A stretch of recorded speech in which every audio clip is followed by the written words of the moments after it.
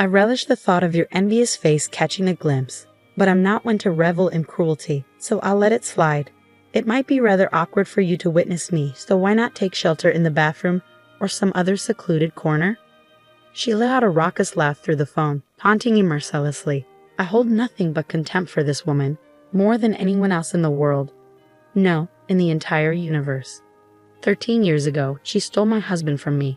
Cutting ties would be a relief, but alas, fate has tied us together as biological sisters. After she abruptly ended the call, I held the phone to my ear for a moment, suppressing a small chuckle. My name is Ruth, a 37-year-old divorcee. My marriage crumbled within a mere 6 months, all thanks to the scheming actions of my own sister. I have an identical twin named Rachel. Our resemblance is uncanny, often leading even our closest friends to mistake us for one another. However, despite our similar appearances, our personalities couldn't be more different. I tend to be reserved, while Rachel is assertive and bold. I excelled in academics, while Rachel thrived in sports. Rachel has a habit of speaking her mind without filter, often criticizing even my choice of attire with remarks like, "How could you wear something so unstylish?" People will think I lack style too because we're twins. That would be dreadful. Our tumultuous relationship isn't confined to our home. Rachel has a knack for stirring up trouble wherever she goes. During our school days, I frequently found myself harassed by girls from other schools because of her antics. "Hey, stop hitting on my boyfriend," she would shout, even when I had no idea who these girls were. "Not again, Rachel," I would sigh in exasperation. Rachel's penchant for snatching away anyone she fancied, regardless of their relationship status, only added fuel to the fire. While I blamed the men too, Rachel's actions are particularly egregious. What's worse, she often loses interest in these conquests as quickly as she ensnares them, sometimes ending relationships in as little as a week. Rachel, you need to cease this foolishness. Have you ever considered the feelings of these other girls? And what about me? I'm suffering too, I once pleaded with her. Her response was dismissive, claiming that the jealousy of unattractive women was terrifying. As if her interference in my romantic life wasn't enough, she even had the audacity to belittle my boyfriend John. This man John is the same despicable ex-husband who callously discarded me 13 years ago. We became close while attending the same tutoring center, his quiet demeanor providing me solace in turbulent times. After graduating from the same university, we decided to tie the knot. Little did I know, just 6 months into our marriage, John would present me with divorce papers, uttering the words, "Please divorce me." I reached my breaking point, and I'm sure you know precisely why. Seated next to him was my sister, Rachel, her face smug with satisfaction. Taken aback, I stammered, I'm sorry, I don't understand. Did I do something wrong? I don't remember." Before I could finish, John slammed his fist on the desk, his voice booming, "Really? How dare you? You've been cheating on me. Can you still deny it after seeing this?" He thrust several pictures onto the desk, capturing a man and a woman entering a hotel together. To my shock, the images portrayed my sister, Rachel, entering a hotel with a man I didn't recognize.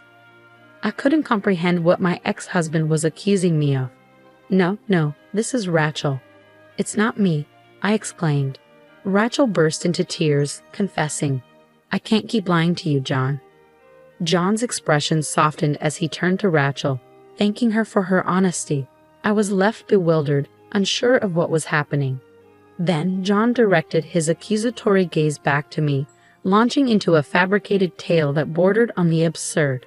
According to him, I had been cheating on him, disguising myself as Rachel to deceive him. He had fully bought into this ludicrous narrative spun by my own sister. Furious, I responded to my ex-husband, "Are you serious, John? You've been with me for years, and you believe my sister, whom you've known for only a few months? Are you in your right mind? Are you an idiot?" My calm retort seemed to infuriate him further, leaving him only capable of glaring at me in response. To my astonishment, Rachel had the audacity to flirt with John. "Though you share the same face, your personalities couldn't be more different," she remarked, shamelessly attempting to charm him. "You're not charming at all." Rachel always listened to my grievances with a smile. She's so patient. I couldn't wrap my head around what I was hearing. Rachel's tears seemed so artificial, and behind them, I could sense her smug satisfaction. Rachel had always been a master at playing men, ever since our school days, but her targets had shifted with her career. Now she sought men of status and wealth. John, my ex-husband, who worked for a prominent corporation and hailed from a well-off family, fit her criteria perfectly. It dawned on me that she must have set her sights on him from the moment I introduced them at our wedding. My ex-husband had been completely taken in by my sister's deception. I never imagined that the man I had been with for so long could be so easily fooled. In that moment, any lingering feelings I had for him faded rapidly. You two are despicable. Do as you please, but never show your faces in front of me again, I declared, my voice trembling with suppressed emotion. Despite the tears threatening to spill, I managed to hold them back. Without hesitation, I filled out the divorce papers and tossed them at the two of them. I knew my sister's cunning too well. She and John probably hadn't consummated their relationship yet. Pursuing compensation from them would be a daunting task, but if it meant ridding myself of their presence, I didn't care about the money anymore. Upon returning to my parents' house, their fury at my sister's actions led them to disown her. When questioned about her reaction, she brushed it off, saying, "Oh really? I don't care. But if you're having money trouble, they'll come begging to me." Okay, bye then, trivializing even her own parents' feelings. A friend later informed me that my ex-husband and my sister had tied the knot just 3 months later. I was left stunned, unable to even shed a tear. For 13 years since then, I had not laid eyes on my sister and her husband. Then, out of the blue, I received a call from an unknown number on my cell phone. Hello, Ruth. The voice on the other end greeted me, instantly recognizable. I couldn't fathom how she had the audacity to address me as Rachel. "I don't know how you have the nerve to call me Rachel," I spat out, incredulous. Rachel chuckled in response, her tone lacking any semblance of remorse. "Are you still holding a grudge? You're always so gloomy, Ruth. But anyway, I have a favor to ask," she continued, her words dripping with nonchalance. "I'm pregnant. Oh, and the father is John, whom you love so dearly. Haha. So I thought you could be the one to break the news to our parents about their first grandchild, since they won't listen to me." Her brazenness left me speechless. "What reason do you have to be so cheerful when you've been disowned?" I retorted, my frustration simmering beneath the surface. But Rachel simply laughed it off, as if my words were inconsequential. "How many years has it been?" 13 years, I believe. "You're probably still living alone in our parents' house, nursing your grudges," she taunted. "Well, I'll be the one to give them a grandchild instead of you." Rachel had always possessed a knack for getting under people's skin. "I'd love to witness your envy, but I'll spare you the sight. It would be too pitiful," she added, her laughter echoing through the phone. "It'll be awkward if you see me, so why don't you hide in the bathroom or something?" With that, she abruptly ended the call, leaving me to stew in silence.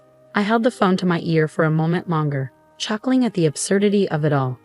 When the weekend arrived, I was lounging in the backyard when my phone rang again. Glancing at the screen, I saw that it was from a blocked number, undoubtedly my sister's doing. Annoyed, I answered the call, snapping, "Hey, unblock me already." Rachel's voice came through the line, unrepentant. "What's wrong with blocking someone you don't want to hear from?" "That's what call blocking is for," she retorted casually. "Oh, but maybe you don't understand because you're stupid." I couldn't help but laugh sarcastically at her arrogance. Suddenly, I heard a crash on the other end of the line, indicating her irritation. "I've come all this way. Why is nobody home? I told you I'd come today, didn't I?" "Huh? You were serious." "I initially thought you were joking," I responded calmly to my younger sister's enraged and slightly shaky voice. It was apparent she was standing in front of our old house, the one none of us resided in anymore. Concerned about the potential disturbance she was causing, I swiftly provided her with my current address and hung up the phone. After about an hour, the doorbell chimed, and there stood Rachel and John, her sullen expression matching his. Without preamble, Rachel launched into her tirade. "You've got some nerve. And what is this place? Why on earth would someone like you be living in such a nice apartment?" Her eyes blazed with anger. Unfazed by her outburst, I calmly informed them that the neighbors wouldn't appreciate the commotion. Inviting them inside, I led Rachel to the room, where she seemed taken aback by its size. Suppressing a smirk, I gestured towards our mother, quietly observing from the couch. "Well, you said you had something to discuss. I don't mind at all. But if I'm in the way, should I hide in the bathroom or something?" I quipped sarcastically, eliciting a sharp retort from Rachel. Moving closer to our mother, Rachel nervously greeted her. "Hi, Mom. Long time no see. I'm pregnant, which is why we wanted to discuss if it's possible for John and me to stay here for a while." Suppressing a burst of laughter at her audacious request, I exclaimed, "Wait, you want me to live with you guys? No way. Have you forgotten what you did to me in the past? Absolutely not."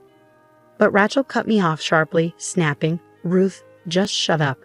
This house is still under Dad's name, right? You can't even get remarried, and you're still leeching off our parents. How pathetic for a single woman like you." With a smug grin, Rachel declared, "Great job taking care of our folks. From now on, John and I will live here and take care of them. So can you leave? Oh, and where's Dad? Is he at work?" I had reached my limit, but it was our mother who spoke up first. With quiet solemnity, she informed us, "Dad's gone. He passed away." Those few words hung heavily in the air. My parents were always serious people, and despite my divorce 13 years ago, they had always apologized to me, even though it was Rachel's fault. My father, in particular, used to express regret, saying, "Maybe it was my fault for not raising her better. I'm sorry, Ruth. I'm really sorry." His depression deepened to the point where he found it difficult to continue working. At the time, both of my parents were in their early 50s, and we were surviving on my income and Mom's part-time job. A while later, my father was diagnosed with cancer and passed away 10 years ago. Just before he died, he made a request: "Don't tell Rachel anything. I don't think I'll make it to heaven if she comes to my funeral." True to his wishes, Mom and I didn't contact Rachel. We moved into our current house about 5 years ago. Mom had developed issues with her leg due to overworking, and we decided against renovating our old house, situated atop a hill, fearing it would be too much for her to manage. Since moving into this accessible home, Mom's leg had been feeling much better. Though I tried to maintain composure, thoughts of my late father threatened to overwhelm me. Tears welled in Mom's eyes, mirroring my own sorrow. Predictably, Rachel's response to her grief was callous. "Too little, too late. Besides, it's not my fault Dad got sick. In fact, you're living in such a nice place now because of Dad's inheritance, right? That's not fair. What about my share? Didn't I have the right to inherit?" She spat out, nonsensical accusations slipping effortlessly from her lips. Without hesitation, Mom retorted, her anger palpable. "Inheritance? There's no such thing. You only came to us when you were in trouble, doing stupid things before your marriage. How many times do you think we paid alimony because you messed around with a married man? Live with you? Never. You must be joking. Don't be ridiculous." It was the first time both Rachel and I had witnessed Mom so enraged. Sensing the tension, Rachel fell silent. Then John, who had remained quiet like a puppet until now, interjected, "Rachel, you've been deceiving me, haven't you? Ever since. I married you, and my life's been a mess. You're a reckless spender, and you don't do any housework." My ex-husband's words nearly made me burst out laughing. He must be quite something to have put up with her for 13 years. Moreover, when he approached me, he said, "Ruth, I've been regretting our divorce. Do you want to start over? Let's let bygones be bygones." When he tried to touch me softly, I felt a chill run down my spine. No way. Please, let bygones be bygones. Who does he think he is? Is he stupid? It's not his place to say that, I thought, just as I was about to dodge his touch. Suddenly, the door to the next room burst open.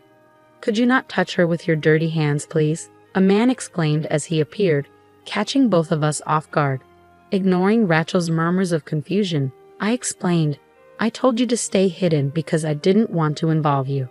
He responded, "I couldn't stand it when he tried to touch you, Ruth. Besides, I think having a third party will help the discussion, don't you think?" Exasperated, I introduced them. Okay.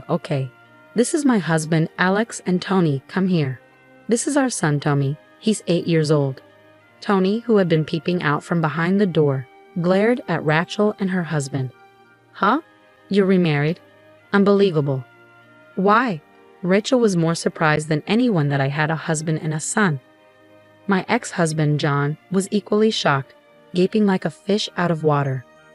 "What do you mean? Why? How many years do you think it's been?" "It's been 13 years. 13 years, and despite all that time passing, you guys haven't changed one bit." Though, I added somewhat sarcastically, their faces turned bright red. I met my current husband, Alex, shortly after my father passed away.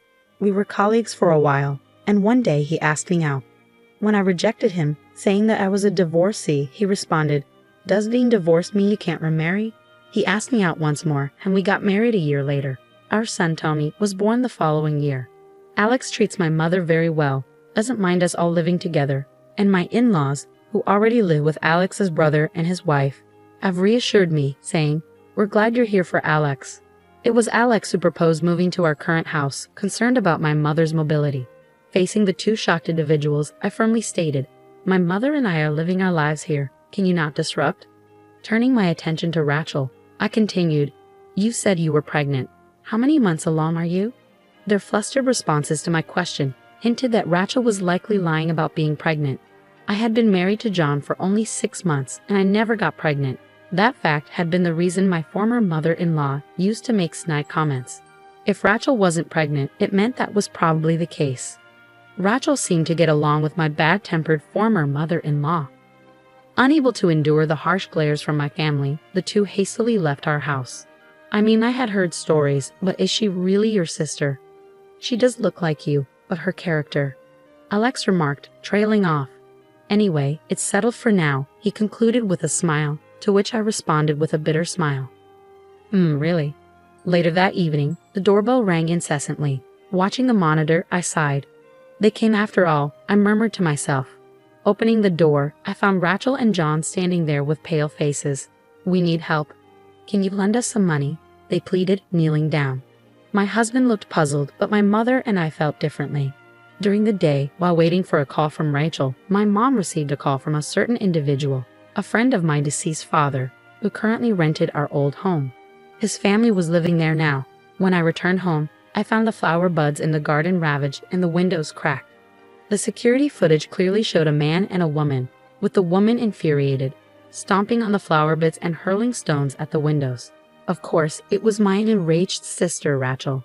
During the phone call with me, Mom had given Rachel's contact information to Dad's friend, and upon learning about Rachel's actions, he was furious. It seemed that in the damaged garden, there were rare flowers that were difficult to grow, and they asked for compensation.